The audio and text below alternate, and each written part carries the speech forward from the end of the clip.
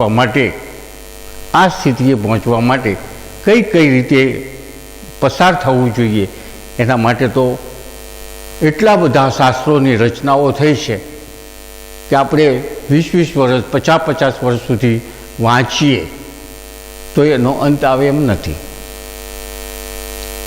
તો 4 દિવસમાં તો આપણે શું કહી શકીએ એમ છીએ. 4 દિવસની અંદર પણ છતાંય આપણે જેટલું ટૂંકું થાય એટલું કરી અને છેવટે શું સ્થિતિ પ્રાપ્ત થાય છે એ ચોથે દિવસે છે. પહેલો દિવસ આપણો આજનો જે દિવસ છે એ સ્થૂળ શરીર વિશેનો છે.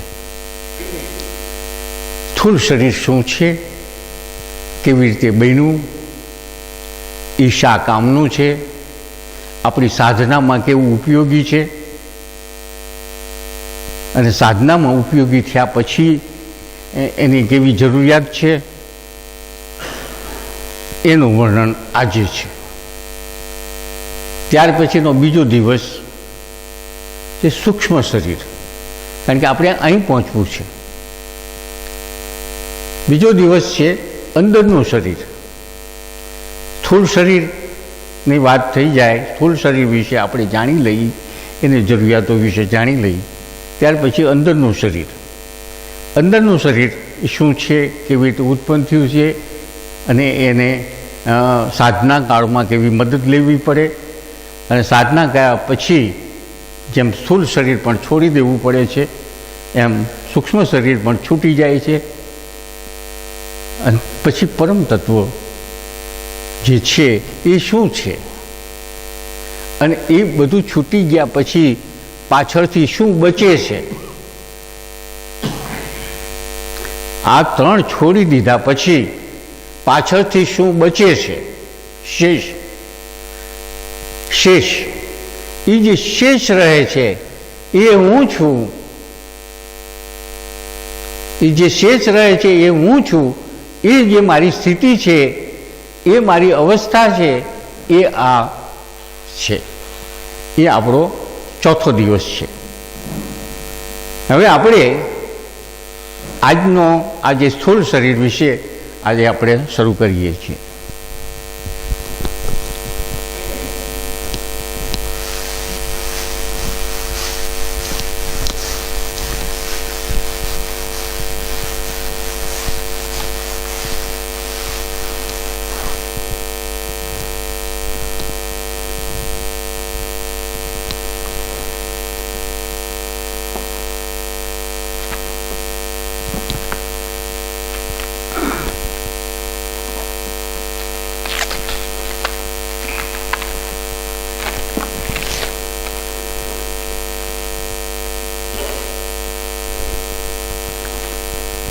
શ્રી કૃષ્ણ ભગવાને ગીતાનું વર્ણન કર્યું, પણ વેદોમાંથી સાર ગ્રહણ કરી અને પછી એનું જે ખાસ જે કહેવા જેવું હતું આ સ્થિતિ પ્રાપ્ત કરવા માટે ભગવાને અર્જુનને જે કીધું, વેદોમાંથી જ્ઞાન જે થયું એમાં ઉપનિષદો આવી, ઉપનિષદોમાંથી ગીતા આવી. એમાં કર્મકાંડ, ઉપાસનાકાંડ અને જ્ઞાનકાંડ આ ભાગ છે. આ બધાય જરૂરી છે.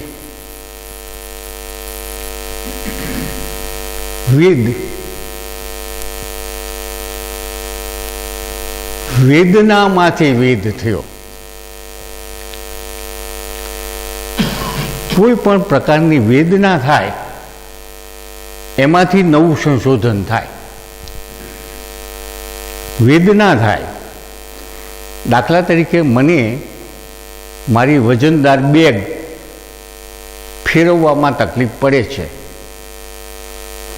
તો એ વેદના થઈ, તો એમાંથી સંશોધન થયું કે પૈડાવાળી બેગ બનાવવી. એવી રીતે સંસારના અનેક જે કંઈક સંશોધનો થયા પછી સ્થૂળ થાય કે સૂક્ષ્મ થાય એ વેદમાંથી જ્ઞાન પ્રગટ થાય. વેદનામાંથી જ્ઞાન પ્રગટ થાય. જે એવી રીતે ઋષિમુનિઓને વેદનાઓ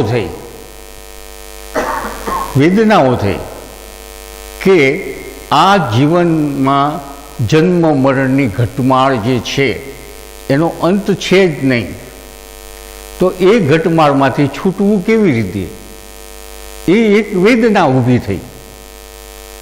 અને એ વેદના ઊભી થઈ એમાંથી જ્ઞાન પ્રગટ્યું, એને આપણે વેદ કહીએ છીએ. અને વેદનો અંત એટલે છેલ્લું આ, જેને વેદાંત કહી છે, એ જે જ્ઞાન મેળવ્યા પછી બીજું કંઈ પણ જ્ઞાન પ્રાપ્ત કરવાનું રહેતું નથી. એવું જે છે તે એનો આધાર લઈ અને ઉપનિષદો બની છે, એમનો આધાર લઈ અને ભગવાને ગીતા પણ કરી છે. આપણે પણ એનો આધાર લઈ આપણે આજે આગળ વધી છીએ. શ્વેતાશ્વેત ઉપનિષદ જે છે, શ્વેતાશ્વેત ઉપનિષદમાં ભગવાને અને વેદાંતમાં એમ કીધું છે કે માયાનો સ્વામી મહેશ્વર આ જગત ઉત્પન્ન કર્યું. આ જગત જે અત્યારે આપણે જોઈ શકીએ છીએ, અનુભવી શકીએ છીએ, જગતની અંદર જે કંઈક આપણે હરીએ છીએ, ફરીએ છીએ, વ્યવહાર કરીએ છીએ, તો એમ કહે છે વેદાંત કે પહેલાં કંઈ હતું જ નહીં. પહેલાં કંઈ હતું જ નહીં.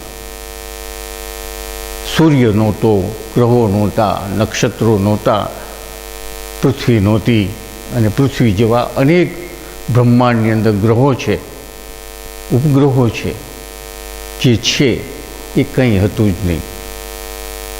તો ત્યારે શું હતું? એક જ પરમ તત્વ, બ્રહ્મ તત્વ જે છે, એક જ આખા બ્રહ્માંડની અંદર વ્યાપ્ત હતું, એ સિવાય કાંઈ હતું જ નહીં. તો બીજું ઋગ્વેદ જે છે, ઋગ્વેદની ઐત્રી ઉપનિષદમાંથી પણ એવો જ પુરાવો આપણને મળે છે કે પરમાત્માએ આ જગત ઉત્પન્ન કરેલું છે, એમાંથી પુરાવો મળે છે.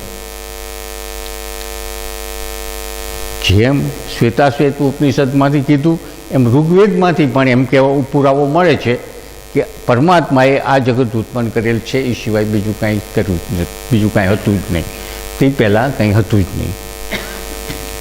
છાંદોગ્ય ઉપનિષદમાંથી પણ એમ મળે છે પુરાવો કે પરમાત્મા આ જગતનો કર્તા છે.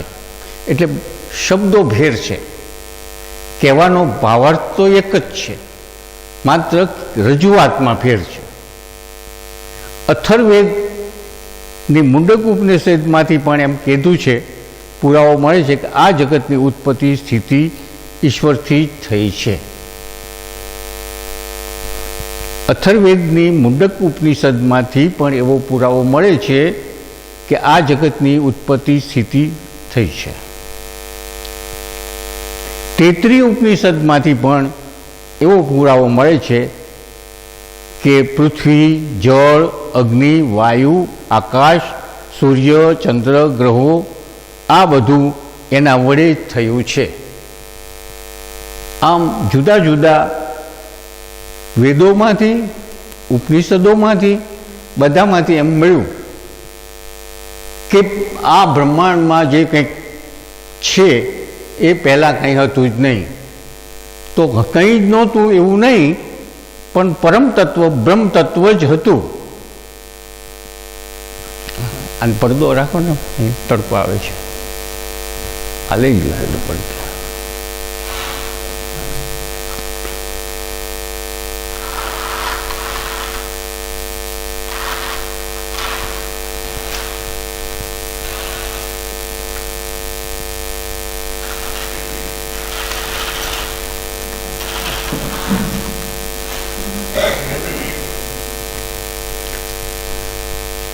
ભગવાને ગીતાની અંદર કીધું છે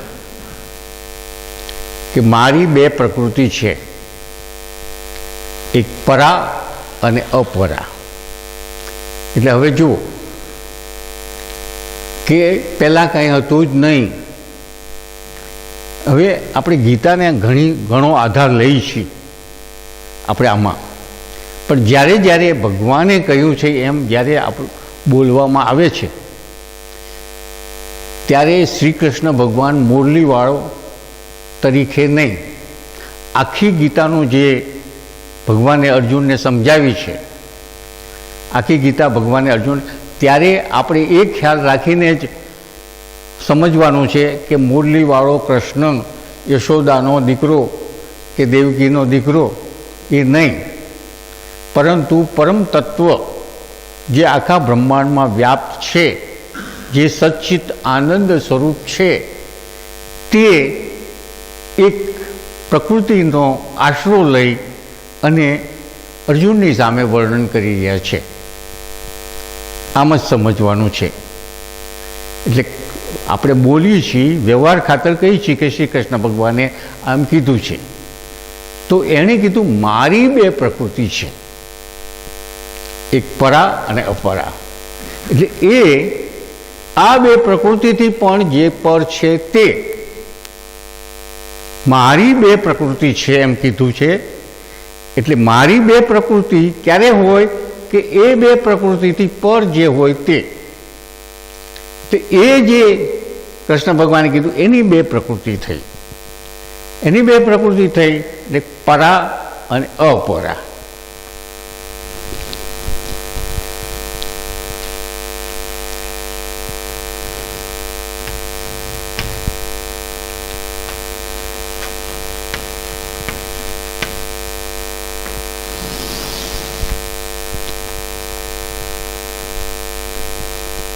પરા અને અપરા. પરા જે પ્રકૃતિ છે, હવે આ બે પ્રકૃતિ થી જગત સર્જાણું, બધું સર્જાણું. ભગવાને આગળ પણ ગીતામાં કીધું છે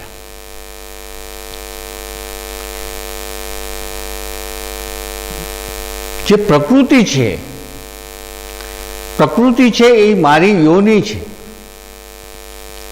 અને એમાં હું ગર્ભ મૂકું છું, એમ ગીતામાં ભગવાને કીધું છે.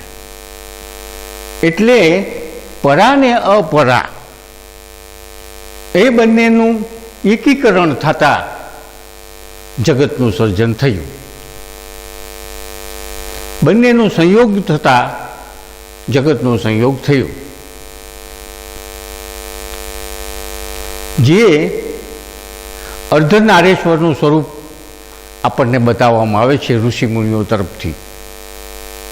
એટલે એ પરા અને અપરા, શિવ છે પરા છે અને શક્તિ છે તે અપરા છે. શિવનું જે લિંગ છે એ શિવ છે, થાળું છે એ શક્તિ છે કે પાર્વતી છે. એનાથી આ જગત થયું. આ પ્રતીકો છે, આપણા સમજવા માટે ઋષિમુનિઓએ આ પ્રતીકો બનાવ્યા છે. તો આ બેના જે છે એને આપણે પહેલાં સામાન્ય રીતે જોઈ લઈએ.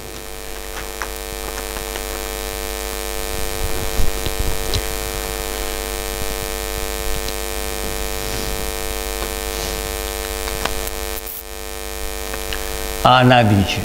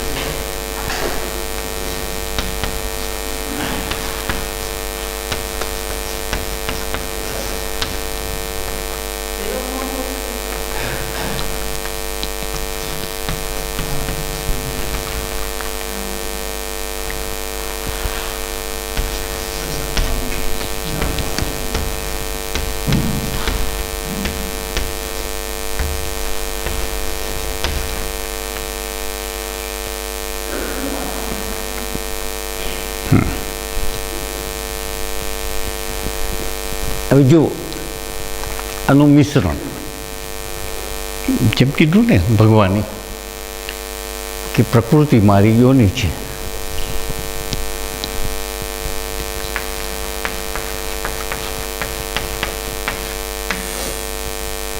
આ પ્રકૃતિ છે, પેલું પરા છે. એટલે અપરા કયો કે પ્રકૃતિ કયો એક જ તત્વના બંને નામ છે.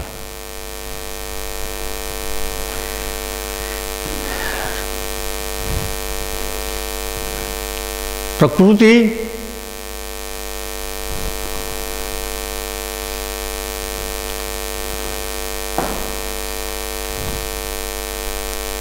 પરા અને અપરા, અનાદિ અનાદિ.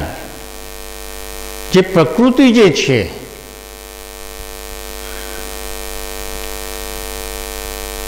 પ્રકૃતિ છે, પરા અને અપરા બંને જે છે એ અનાદિ છે. એટલે જે આપણે હમણાં પહેલાં વાત થઈ કે બ્રહ્માંડનું સર્જન થયું, વિશ્વનું સર્જન થયું, ત્યાર પહેલાં માત્ર પરમ તત્વ જ હતું, બીજું કંઈ હતું જ નહીં. તો આને અનાદિ કીધું. એટલે જેનો જન્મ નથી, મૃત્યુ નથી, વચ્ચે નથી, કંઈ જ નથી, તેવું જે છે તે પરબ્રહ્મ છે, અનાદિ છે. એટલે જેનો અંત નથી.